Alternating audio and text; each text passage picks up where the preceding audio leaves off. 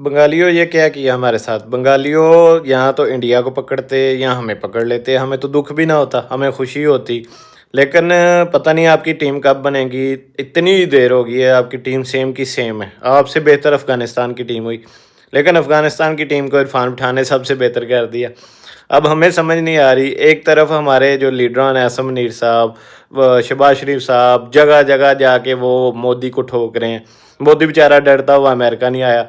दूसरी तरफ से आप दुबई में जो है ना हमारी टीम वो हमें ठुकवा रही है। लगातार तीसरी दफ़ा हमें लग रहा है हम कन्फ्यूज़ हैं। कल रात से हम बहुत परेशान हैं कि हमने खुश होना है या परेशान। अब मसला ये है कि अवाम हमारी बेचारी जो है ना बड़ी इस बारे में सेंसिटिव है, बड़ी इमोशनल है। और हम पाकिस्तानियों का ये है, हम बड़ी जल्दी भूल जाते हैं हार को। हम भुला चुके थे पिछली हार, हम अब अगली हार को ज़हन में जो है ना हमें टेंशन हो रही है। अब बड़ी-बड़ी स्क्रीनें लगेंगी, बड़े-बड़े हजूम इकट्ठे होंगे, अवाम बड़ी खुश होगी, बड़ी तैयारियाँ होंगी। लेकिन उस दिन आप देखो क्या होता है। मुझे उम्मीद है कि कोई मौजज़ा हो जाए। आगा साहब जो है ना ऐसे जान नहीं छोड़ने वाले, मुझे लगता है वो बदला लेंगे। और ऐसा बदला लेंगे उस दिन हारिस राव, शाहीन अफरीदी ऐसा बदला लेंगे कि इंडिया की जो जगह-जगह थू-थू हो गई है। मतलब इंडिया की अवाम भी इतनी ढीठ है, वो अभी तक मानी नहीं है।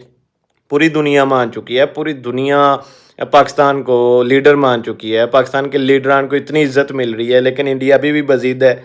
6-0 तो है, 6-0 है, जो करना है कर लो। लेकिन अब 3-0 का डर है मुझे, 3-0 का ख़तरा मोल है, ले लिया हमने। अब देखते हैं इंशाल्लाह संडे वाले दिन फिर कहेंगे पड़ोसियों संडे कैसा रहा।